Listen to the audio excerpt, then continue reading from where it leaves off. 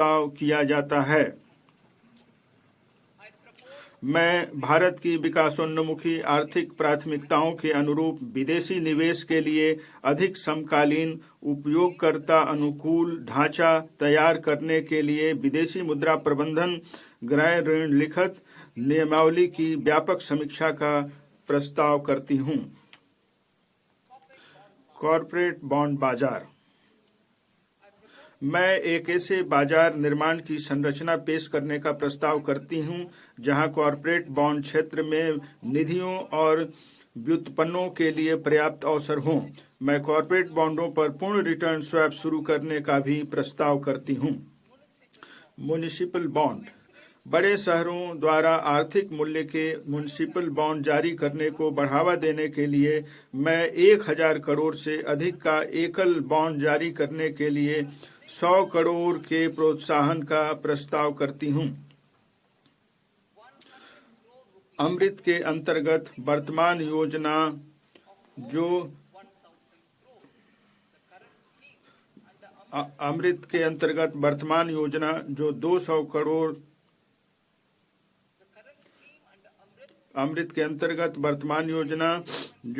200 करोड़ तक के बॉन्ड जारी करने पर प्रोत्साहन प्रदान करती है। यह भी छोटे और मध्यम कस्बों को सहायता प्रदान करने के लिए जारी रहेगी। व्यापार करने की सुगमता। भारत के बाहर निवासी व्यक्तिगत व्यक्ति PROI को पोर्टफोलियो निवेश योजना के माध्यम से सूचीबद्ध भारतीय कंपनियों की इक्विटी लिखतों में निवेश करने की अनुमति होगी। इस योजना के अंतर्गत सभी व्यक्तिगत PROI के लिए समग्र निवेश को वर्तमान के 10% से 24% करने के साथ किसी व्यक्तिगत PROI के लिए निवेश सीमा को 5% से बढ़ाकर 10% करने का भी प्रस्ताव है।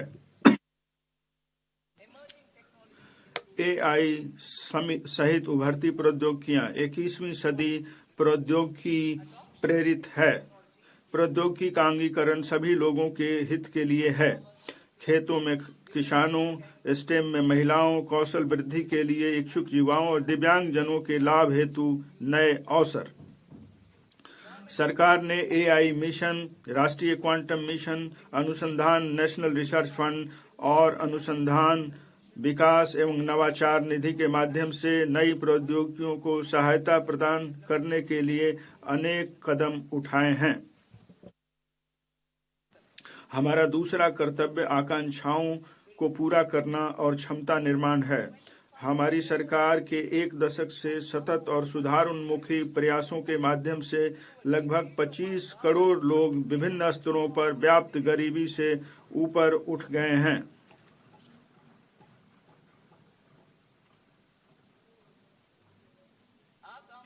इसलिए हमारी सरकार ने निम्नलिखित उपायों से युवा भारत की आकांक्षाओं को पूरा करने का मार्ग प्रशस्त करने के लिए सेवा क्षेत्र पर फिर से जोर देने का निर्णय लिया है।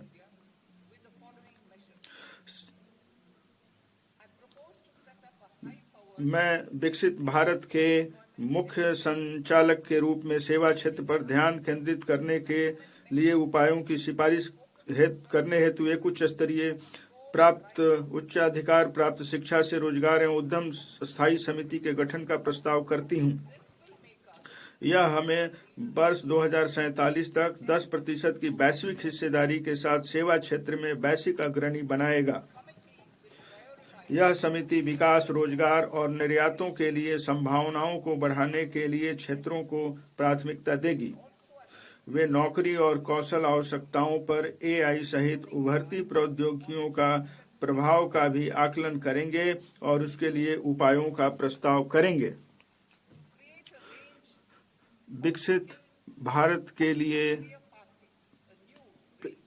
पेशेवरों को तैयार करना।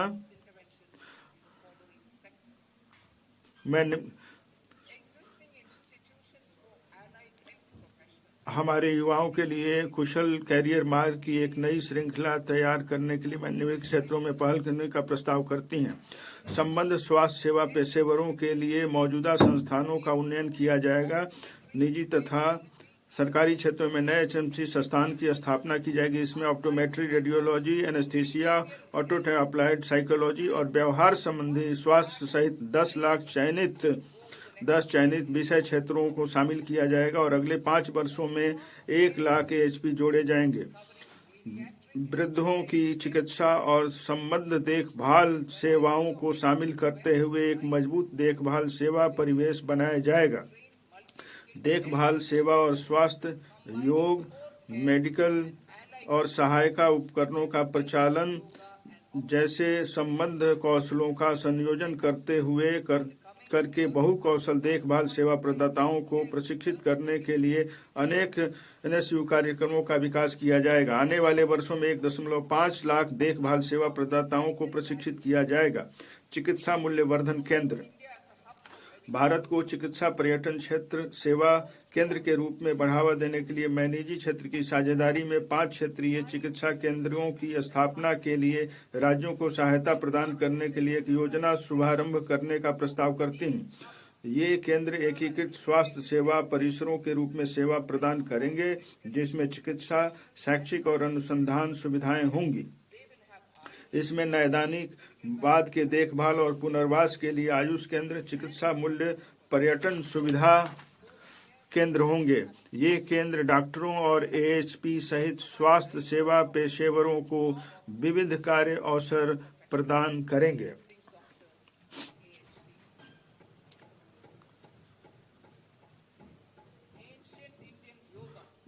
प्राचीन चिकित्सा पद्धति विश्व के विभिन्न भागों में पहले से सम्मान प्राप्त प्राचीन भारतीय योग को व्यापक वैश्विक पहचान तब मिली जब माननीय प्रधानमंत्री इसे यूएन में लेकर गए।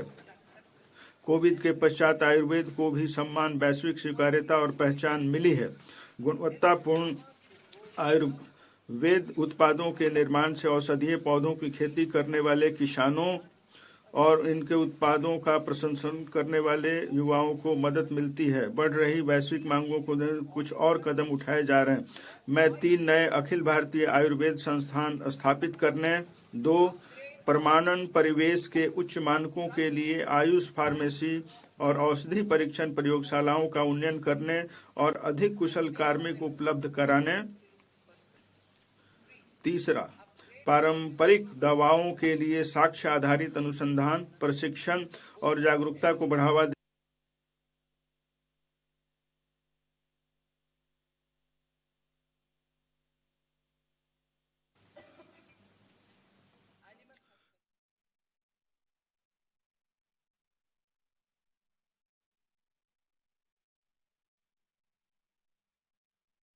and breeding facilities in private sector. 20,000 से अधिक करके उनकी उपलब्धता को बढ़ाने के लिए मैं निजी क्षेत्र में पशु रोग विशेषज्ञ और पैरा पशु शल्य महाविद्यालय, पशु अस्पताल, नैदानिक प्रयोगशालाओं और प्रजनन सुविधाओं की स्थापना के लिए एक ऋण संबद्ध पूंजी सब्सिडी सहायता योजना शुरू करने का प्रस्ताव करती हूँ। भारतीय और विदेशी संस्थाओं के बीच सहयोग को भी सुविधाजनक बनाया जाएगा। ऑरेंज अर्थव्यवस्था भारत का animation, visual effects, gaming, comics, ABGC क्षेत्र एक बढ़ता हुआ उद्योग है जिसमें वर्ष 2030 तक 2 मिलियन पेशेवरों की आवश्यकता होगी। मैं Indian institute of creative technology Mumbai को 15,000 माध्यमिक विद्यालयों और 500 महाविद्यालयों में एबीजीसी कंटेंट क्रिएटर लैब स्थापित करने में सहायता प्रदान करने का प्रस्ताव करती हूँ। भारतीय डिजाइन उद्योग का तेजी से विस्तार हो रहा है, फिर भी भारतीय डिजाइनरों की कमी है। मैं भारत के पूर्वी क्षेत्र में डिजाइन शिक्षा और विकास को बढ़ावा देने के लिए चुनौती मार्ग के माध्यम से एक नए राष्ट्रीय डिजाइन संस्थान की स्थापना का प्रस्ताव करती हूँ। शिक्षा हमारी सरकार बड़े औद्योगिक और लॉजिस्टिक कॉरिडोर के आसपास चुनौती मार्ग के माध्यम से STEM institutions, prolonged hours of study and laboratory work, pose some challenges for girl students. Through VGF, Viability Gap Funding and capital support, one girls' hostel will be established in every district.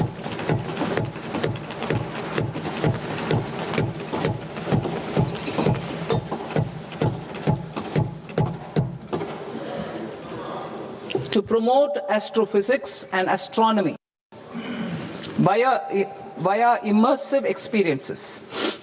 4 telescope infrastructure facilities will be set up or upgraded.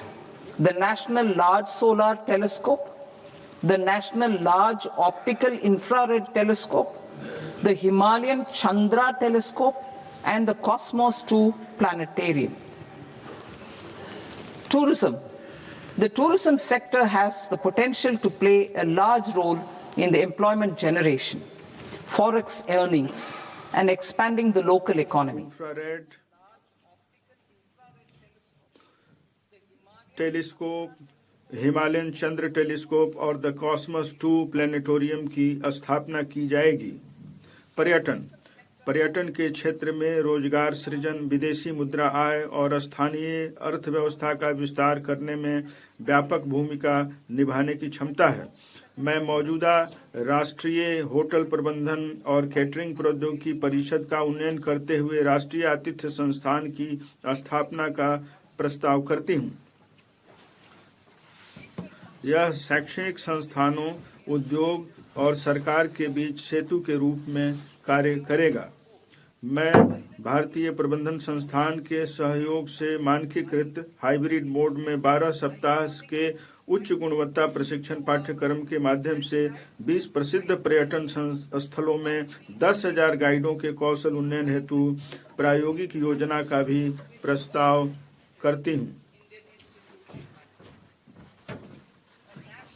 सांस्कृतिक, आध्यात्मिक और विरासत महत्व वाली सभी स्थानों के digital दस्तावेज तैयार करने के लिए national destination digital knowledge grid की स्थापना की जाएगी। यह पहल स्थानीय अनुसंधानकर्ताओं, इतिहासकारों, कंटेंट क्रिएटर्स और प्रौद्योगिकी भागीदारों के लिए रोजगार के नए परिवेश का सृजन करेगा। भारत के पास विश्व स्तरीय ट्रैकिंग और हाइकिंग का अनुभव प्रदान करने के लिए क्षमता तथा संभावनाएं हैं। हम निम्नलिखित के लिए सतत परिवेश तंत्र विकसित करेंगे। हिमाचल प्रदेश, उत्तराखंड और जम्मू एवं कश्मीर, साथ में पूर्वी घाट में अराकू घाटी और पश्चिमी घाट में पोदिगई मलाई में माउंटेन ट्रेल, ओडिशा, कर्नाटक और केरल के तटीय क्षेत्रों में प्रमुख आश्रय स्थलों के पास टर्टल ट्रेल्स और आंध्र प्रदेश और तमिलनाडु में पुलिकट झील के किनारे बर्ड वाचिंग ट्रेल्स।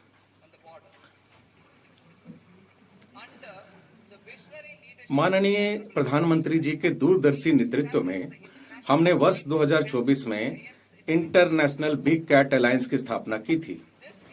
इस वर्ष भारत प्रथम ग्लोबल बिग कैट शिखर सम्मेलन की मेजबानी कर रहा है, जिसमें 95 सदस्य देशों के सरकारों के प्रमुख और मंत्री संरक्षण की सामूहिक रणनीतियों पर चर्चा करेंगे। विरासत और संस्कृति पर्यटन। मैं लोथल, धौलावीरा, राखीगढ़ी, आदि चन्नालूर, सारनाथ, हस्तिनापुर और लेह पैलेस जैसे 15 पुरातात्विक स्थलों को जीवंत और अनुभवजन्य सांस्कृतिक गंतव्य के रूप में विकसित करने का प्रस्ताव करती हूँ। उत्खनित स्थलों को विशेष वॉकवे के माध्यम से जनता के लिए खोल दिया जाएगा। संरक्षण प्रयोगशालाओं, व्याख्यान केंद्रों और गाइडों की सहायता के लिए तालीम करने वाली कथानी रूपन कौशल और प्रौद्योगिकी की शुरुआत की जाएगी। खेलकूद क्षेत्र कई प्रकार के रोजगार, कौशल और नौकरी के अवसर उपलब्ध कराता है। खेलो इंडिया कार्यक्रम के माध्यम से चल रहे खेलकूद से जुड़ी प्रतिभाओं के सुव्यवस्थित विकास के प्रयासों को आगे बढ़ाते हुए मैं अगले दशक में खेल कूद के क्षेत्र में बदलाव लाने के लिए खेलो इंडिया मिशन शुरू करने का प्रस्ताव करती हूं।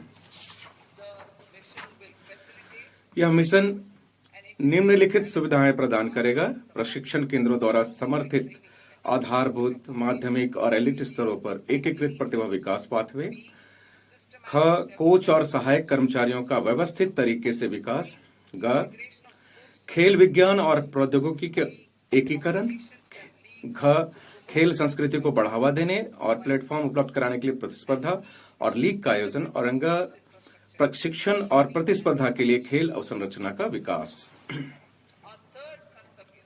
हमारा तीसरा कर्तव्य विकसित भारत के लिए सबका साथ सबका विकास के हमारे विजन के अनुरूप है। इसके लिए निम्नलिखित के लिए लक्षित प्रयास किए जाने अपेक्षित हैं: छोटे और सीमांत किसानों पर विशेष ध्यान देते हुए उत्पादकता और उद्यमशीलता बढ़ाकर किसानों की आय में वृद्धि करना। ख, आजीविका के अवसर, प्रशिक्षण और उच्च गुणवत्तापूर्ण सहायक उपकरणों तक पहुंच प्रदान करने के माध्यम से दिव्यांगजनों का सशक्तिकरण। ग, मानसिक स्वास्थ्य और ट्रॉमा केयर तक पहुंच सुनिश्चित करने के लिए कमजोर समूहों का सशक्तिकरण। घ, विकास और रोजगार के अवसरों में तेजी लाकर पूर्वोदय राज्यों और पूर्वोत्तर क्षेत्र पर ध्यान केंद्रित करना।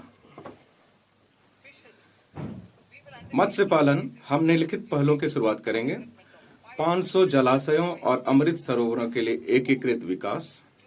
दूसरा है तटवर्ती क्षेत्रों में मत्स्य मूल्य श्रृंखला को सुदृढ़ करना और स्टार्टअप एवं मत्स्य पालक किसान उत्पादक संगठनों सहित महिला प्रेरित समूहों को बाजार से जोड़ना। पशुपालन, ग्रामीण और शहर के आसपास के क्षेत्रों में गुणवत्तापरक रोजगार अवसर प्रदान करने के लिए हम उद्यमिता विकास में पशुपालन क्षेत्र को निम्नलिखित माध्यमों से सहायता प्रदान करेंगे: क, ऋण आधारित सब्सिडी कार्यक्रम। ख, पशुधन उद्यमों का संवर्धन और उनका आधुनिकीकरण। ग, पशुधन, डेयरी और मुर्गी पालन के लिए एकीकृत संकेंद्रित मूल्य श्रृंखला का सृजन। और मैं इसको पूरा पढ़ती हूँ: पशुधन उद्यमों का संवर्धन और उनका आधुनिकीकरण, पशुधन, डेयरी और मुर्गी पालन के लिए एकीकृत संकेंद्रित मूल्य श्रृंखला का सृजन। और घ, पशुधन किसान उत्पादक संगठनों को प्रोत्साहित करना।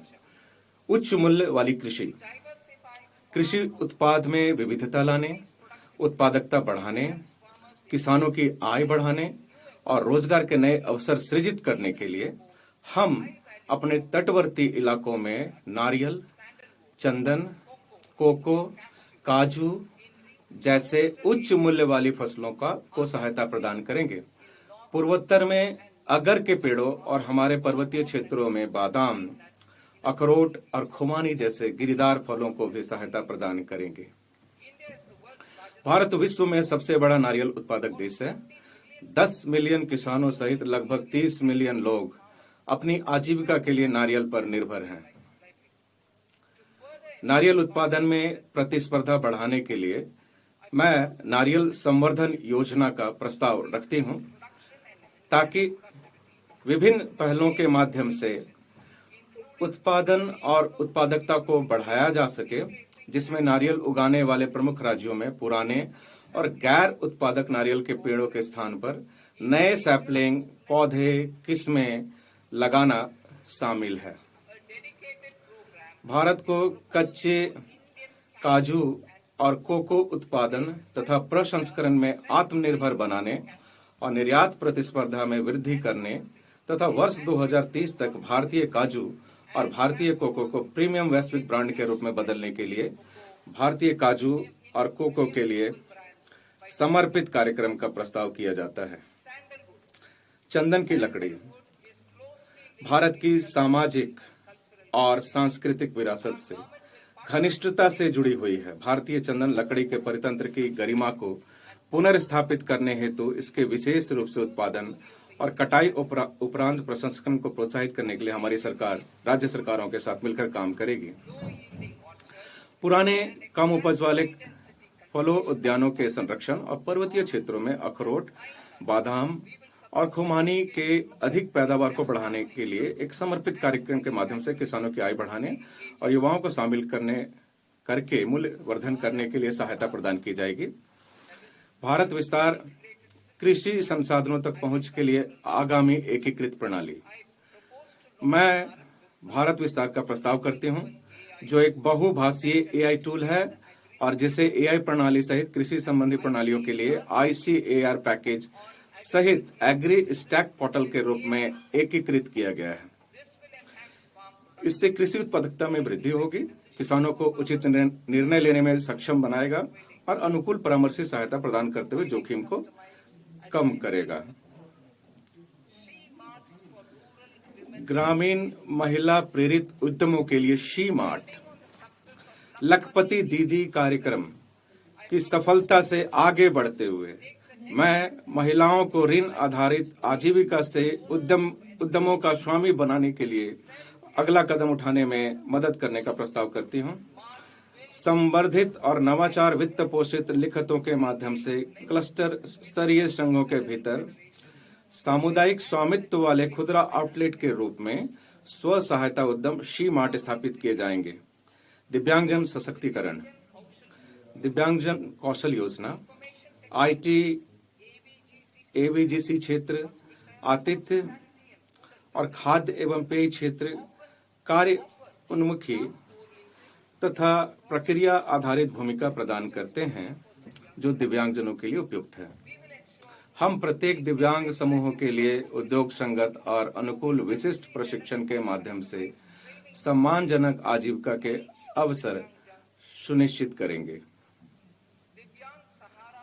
दिव्यांग सहारा योजना सभी पात्र दिव्यांगजनों के लिए उच्च गुणवत्ता वाले सहायक उपकरणों तक समय से पहुंच एक मूलभूत आवश्यकता है। मैं पहला सहायक उपकरणों का उत्पादन बढ़ाने, अनुसंधान और विकास तथा AI एकीकरण में निवेश के लिए भारतीय कृत्रिम अंग निर्माण निगम ALIMCO को सहायता उपलब्ध कराने, दूसरा PM दिव्यासा केंद्रों को मजबूत करने और आधुनिक रिटेल स्टाइल केंद्रों के रूप में सहायक प्रौद्योगिकी मार्ट की स्थापना में सहायता का प्रस्ताव करती हूं, जहां दिव्यांगजन और वरिष्ठ नागरिक सहायक उत्पादों को देख, परख और खरीद सकें। मानसिक स्वास्थ्य और ट्रॉमा केयर के लिए हमारी वचनबद्धता की पुनः पुष्टि।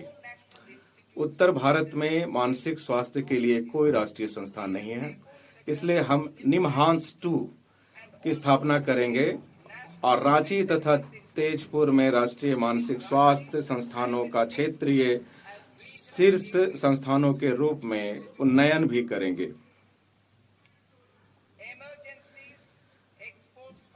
आपातकालीन स्थिति में परिवारों, विशेष रूप से गरीब और कमजोर लोगों को अप्रत्याशित व्यय का सामना करना पड़ता है। हम 50% जिला अस्पतालों में आपातकालीन और ट्रॉमा केयर केंद्रों की स्थापना करके इन क्षमताओं को सुदृढ़ करेंगे और उन्हें बढ़ाएंगे।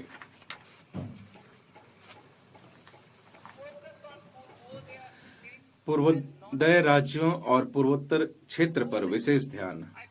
पूर्वोदय, मैं दुर्गापुर में बेहतर संपर्क लोड के साथ एकीकृत पूर्वी तट औद्योगिक कॉरिडोर के विकास, 5 पूर्वोदय राज्यों में 5 पर्यटन स्थलों के निर्माण और 4000 ई-बसों के प्रावधान का प्रस्ताव करती हूं। पूर्वोत्तर क्षेत्र में बौद्ध स्थल। पूर्वोत्तर क्षेत्र थेरावड़ा और महायान वज्रयान परंपराओं का सभ्यता संगम है। मैं अरुणाचल प्रदेश, सिक्किम, असम, मणिपुर, मिजोरम और त्रिपुरा में बौद्ध सर्किट के विकास हेतु एक योजना शुरू करने का प्रस्ताव करती हूं। इस स्कीम में मंदिरों और मठों का संरक्षण, तीर्थस्थल भाषांतरण केंद्र, संपर्क एवं तीर्थयात्रियों की सुविधाएं शामिल होंगी। 16वां वित्त आयोग। 16वें वित्त आयोग ने दिनांक 17 नवंबर 2025 को अपनी रिपोर्ट राष्ट्रपति को प्रस्तुत की। संविधान के अनुच्छेद 281 के अंतर्गत दिए गए अध्यादेश के अनुसार सरकार ने आयोग की सिफारिशों पर की गई कार्रवाई की रिपोर्ट पर स्पष्टीकरण ज्ञापन के साथ यह रिपोर्ट संसद में रखेगी। सरकार ने, माननीय अध्यक्ष महोदय, इस सत्र की शुरुआत के साथ आप उसकी अनुमति देंगे, मैं उम्मीद करती हूँ। सरकार ने 41% की दर पर अंतरण के ऊर्ध्व हिस्से को बनाए रखने संबंधी आयोग की सिफारिश को स्वीकार कर लिया है। आयोग की सिफारिश के अनुसार मैंने वित्त आयोग अनुदानों के रूप में वित्त वर्ष 2026-27 के लिए राज्यों को 1.4 लाख करोड़ का प्रावधान किया है। इसमें ग्रामीण और शहरी स्थानीय निकाय और आपदा प्रबंधन अनुदान शामिल हैं। राजकोषीय समीकरण।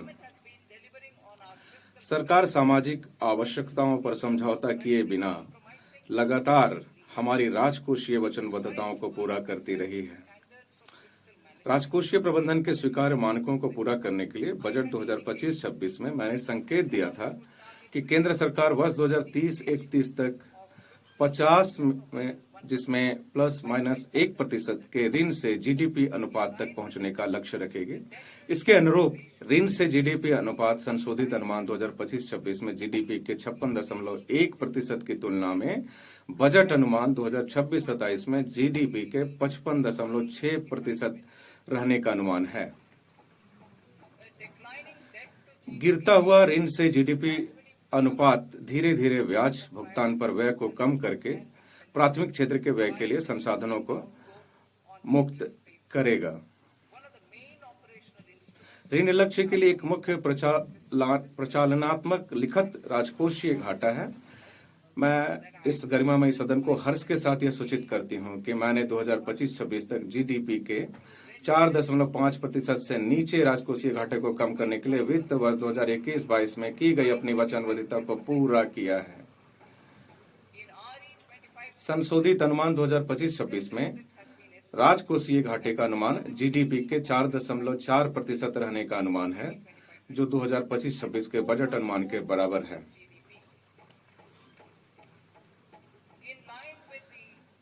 ऋण समेकन की नई राजकोषीय दूरदर्शिता पथ के अनुरूप बजट अनुमान 2026-27 में राजकोषीय घाटा जीडीपी का 4.3% होने का अनुमान है।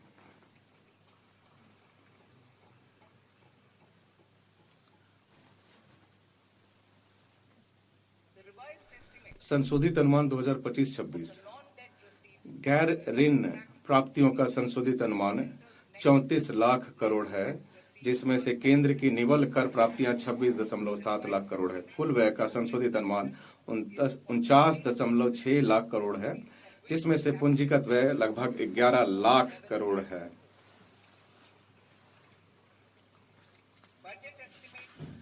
बजट अनुमान 2026-27 वर्ष 2026-27 की आते हुए गैर ऋण प्राप्तियां और कुल व्यय का अनुमान क्रमशः 36.5 लाख करोड़ और 53.5 लाख करोड़ है।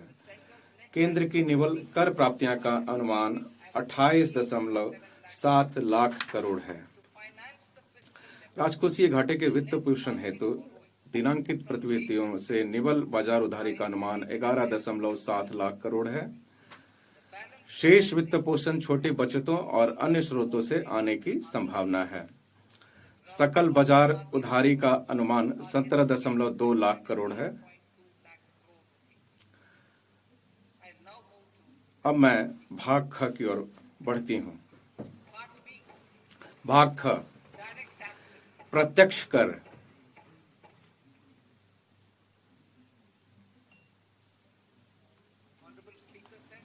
माननीय अध्यक्ष महोदय, अब मैं प्रत्यक्ष करों पर अपने प्रस्ताव प्रस्तुत करूंगी। नया आयकर अधिनियम। जुलाई 2024 में मैंने आयकर अधिनियम 1961 की व्यापक समीक्षा की घोषणा की थी।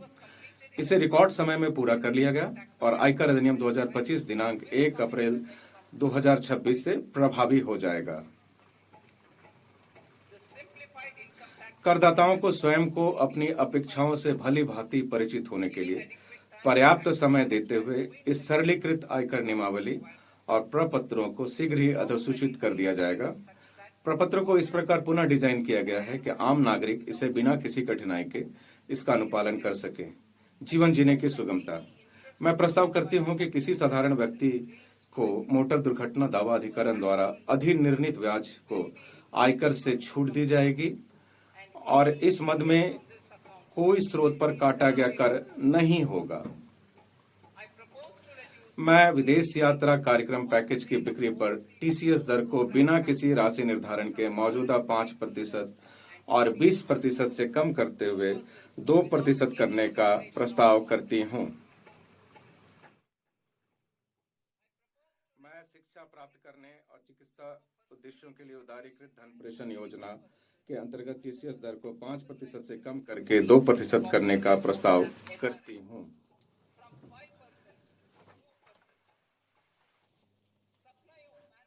कार्यबल सेवाओं की आपूर्ति को टीडीएस के प्रयोजनार्थ विशिष्ट रूप से संविदाकारों को भुगतान के दायरे में लाने का प्रस्ताव है ताकि अस्पष्टता से बचा जा सके। इस प्रकार इन सेवाओं पर टीडीएस की दर 1% अथवा 2% मात्र होगी। मैं छोटे करदाताओं के लिए एक योजना का प्रस्ताव करती हूं जिसमें नियम आधारित स्वचालित प्रक्रिया से कर निर्धारण अधिकारी के समक्ष आवेदन दाखिल करने के स्थल पर कम अथवा शून्य कटौती प्रमाण पत्र प्राप्त करना संभव हो सकेगा। अलग अलग कंपनियों में प्रतिभूतियां धारित करने वाले करदाताओं की सुविधा के लिए मैं प्रस्ताव करती हूं कि डिपॉजिटरी निवेशक से प्रपत्र 15(6) अथवा प्रपत्र 15(j) स्वीकार करें तथा इसे सीधे विभिन्न संगत कंपनियों को उपलब्ध करा दें। मैं एक सांकेतिक शुल्क के भुगतान पर विवरणियों को संशोधित करने के लिए उपलब्ध समय को 31 दिसंबर से 31 मार्च तक बढ़ाने का प्रस्ताव करती हूं। मैं कर विवरणियों को दाखिल करने के लिए अलग अलग समय सीमा रखने का प्रस्ताव भी करती हूं। ITR 1 और ITR 2 विवरणियों वाले व्यक्तियों द्वारा इसे 31 जुलाई तक दाखिल करना जारी रहेगा और गैर लेखा परीक्षा व्यापार मामलों या न्यासों को 31 अगस्त तक समय की अनुमति देने के लिए प्रस्ताव किया जाता है। किसी अनिवासी द्वारा अचल संपत्ति की बिक्री पर टीडीएस की कटौती किए जाने और टैन की आवश्यकता के बजाय निवासी क्रेता के पैन आधारित चालान के माध्यम से जमा किए जाने का प्रस्ताव है।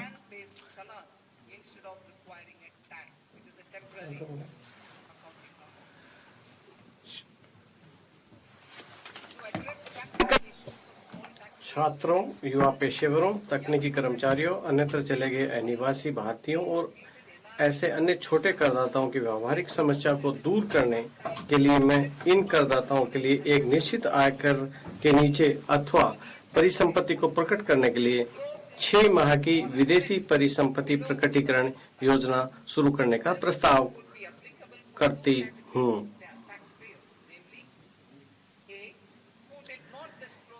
ये योजना करदाताओं की 2 श्रेणियों पर लागू होगा। नामतः क जिन्होंने अपनी विदेशी आय पर या परिसंपत्ति प्रकट नहीं की, और दूसरा जिन्होंने विदेशी आय प्रकट की है और या देय कर का भुगतान किया है किंतु अपेक्षित परिसंपत्ति की घोषणा नहीं कर सके हैं।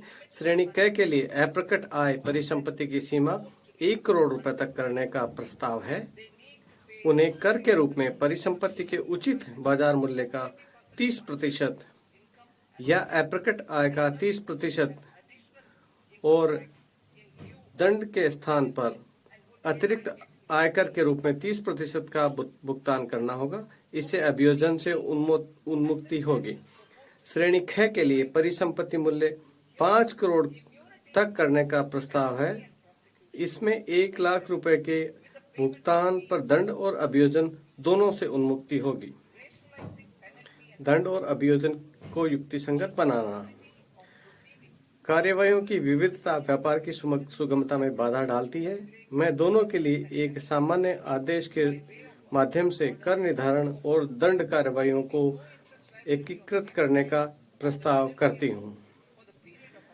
अपील की प्रक्रिया के निष्कर्ष पर ध्यान दिए बिना प्रथम अपीलीय प्राधिकार के सक्षम अपील की अवधि के लिए दंड राशि के संबंध में करदाता का कोई ब्याज देयता नहीं होगी। इससे अतिरिक्त पूर्व भुगतान की मात्रा 20% से कम करके 10% की जा रही है और इसकी गणना केवल मुख्य कर मांग पर होती रहेगी। मुकदमेबाजी को कम करने के लिए एक अतिरिक्त उपाय के रूप में मैं करदाता को संगत वर्ष के लिए लागू दर के अतिरिक्त 10% कर दर के साथ विवरणी को पुनर्निर्धारण कार्रवाइयों के पश्चात भी अद्यतन करने की अनुमति देने का प्रस्ताव करती हूँ।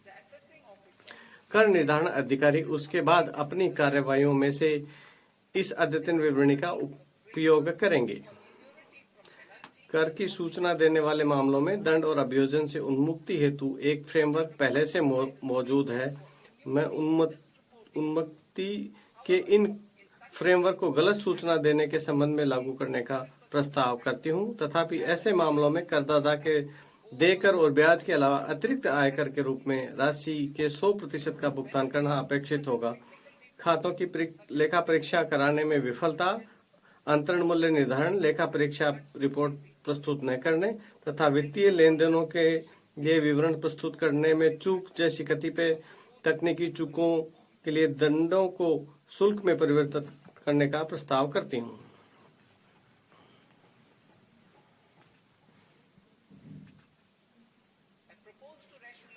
मैं कुछ गंभीर अपराधों की रोकथाम के संबंध में सावधानी पूर्वक संतुलन बनाते हुए आयकर अधिनियम के अंतर्गत अभियोजन ढांचे को युक्ति संगत बनाने का प्रस्ताव करती हूँ। लेखा बहियों और दस्तावेजों को प्रस्तुत न करना तथा वस्तु रूप में भुगतान के मामले में TDS का भुगतान करने की अपराध नहीं होगी। इसके अतिरिक्त छोटे अपराधों के लिए केवल जुर्माना ही लगाया जाएगा। शेष अभियोजनों को अपराध की प्रमात्रा के अनुपात में श्रेणीबद्ध किया जाएगा। इनका परिणाम अधिकतम कारावास को कम करके 2 वर्ष करते हुए केवल साधारण कारावास होगा, जिसमें न्यायालयों को उन्हें जुर्माना में परिवर्तित करने की शक्तियां होगी। कोई दंड नहीं होगा। वर्तमान में 20 लाख रुपए से कम के सकल मूल्य वाली अचल विदेशी परिसंपत्तियों का गैर प्रकटीकरण करने पर फिलहाल कोई दंड नहीं है। मैं 1/10/2024 से भूतलक्षी प्रभाव से उनको अभियोजन से उन्मुक्ति का प्रस्ताव करती हूँ। सहकारिता अपने सदस्यों द्वारा जुटाए या उत्पादित दूध, तिलहन, फल अथवा सब्जियों की आपूर्ति में संलग्न प्राथमिक सहकारी समितियों के लिए कटौती पहले से ही अनुमत्य है। मैं उनके सदस्यों द्वारा उत्पादित पशु चारा और कपास के बीज की आपूर्ति को इस कटौती में शामिल करने का प्रस्ताव करती हूँ। मैं नई कर व्यवस्था के अंतर्गत अंतर सहकारी समिति लाभांश आय को इसके सदस्यों में आगे संवितरण की सीमा तक कटौती के रूप में अनुमति दिए जाने का प्रस्ताव करती हूँ। मैं किसी अधिसूचना राष्ट्रीय सहकारी संघ द्वारा दिनांक 31/1/2026 तक